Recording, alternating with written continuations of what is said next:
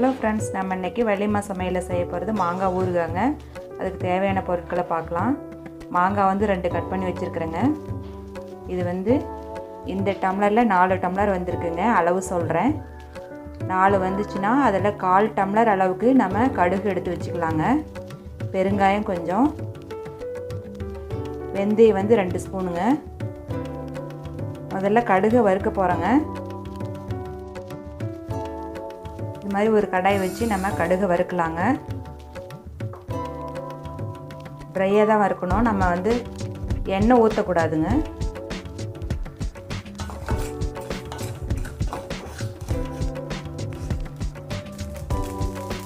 நல்லா பொரிஞ்சு வரட்டுங்க. நல்லா பொரிஞ்சிருச்சு. நம்ம வந்து மிக்ஸி ஜாருக்கு மாற்றிடலாம். கொஞ்சம் நேரம் ஆறட்டும். அதே கடாயில் 2 ஸ்பூன் வெந்தயம் போடுறேங்க.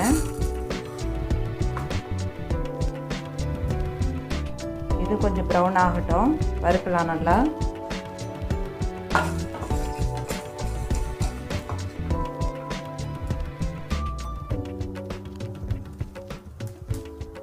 வெந்தயம் இந்த அளவுக்கு வறுக்கட்டுங்க.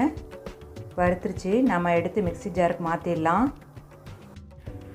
மாங்காய் கொட்டுறேங்க. அடுத்தது உப்பு போடலாம்.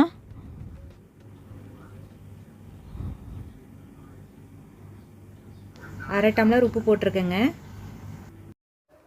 அதே அளவு கப்பில் மிளகாத்தூள் அரை கப்பு வச்சுருக்குறேங்க. அதையும் போட்டுடலாம். பெருங்காயம் ஒரு அரை ஸ்பூன் போட்டுக்கலாங்க. இது இப்போ ஆறிடுச்சிங்க. இதை அரைச்சி நம்ம அது கூட சேர்க்க போகிறோம். பொடி பண்ணி வச்சுங்க. இப்போ அதையும் சேர்க்க போகிறோம். குலுக்கி விட்டுறலாம். குலுக்கி விட்டாச்சுங்க. ஆயில் சேர்க்க போகிறோம்.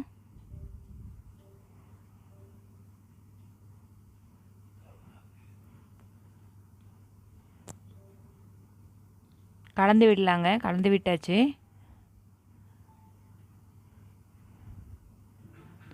நல்லா கலந்து விட்டு நல்லா ஊறட்டுங்க.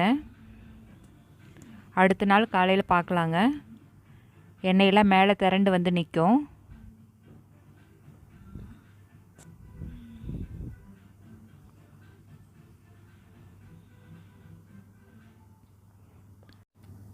அடுத்த நாள் இந்த அளவுக்கு இருக்குங்க. மேலே எண்ணெய் திரண்டு வந்து நிற்கிது. 2 நாள் இப்படியே இருக்கட்டும். அதுக்கப்புறம் நாம் ஜாடியில் மாற்றலாம். பாருங்கள், ஊறுகாய் ரெடி ஆகிடுச்சு. இது மாதிரி நீங்கள் செஞ்சு பாருங்கள். செஞ்சு பார்த்துட்டு டேஸ்ட் பண்ணி பார்த்துட்டு நீங்கள் கமெண்ட் பண்ணுங்கள். இந்த வீடியோ பிடிச்சிருந்தால் லைக் பண்ணுங்கள், ஷேர் பண்ணுங்கள், கமெண்ட் பண்ணுங்கள், சப்ஸ்கிரைப் பண்ணுங்கள். தேங்க்யூ.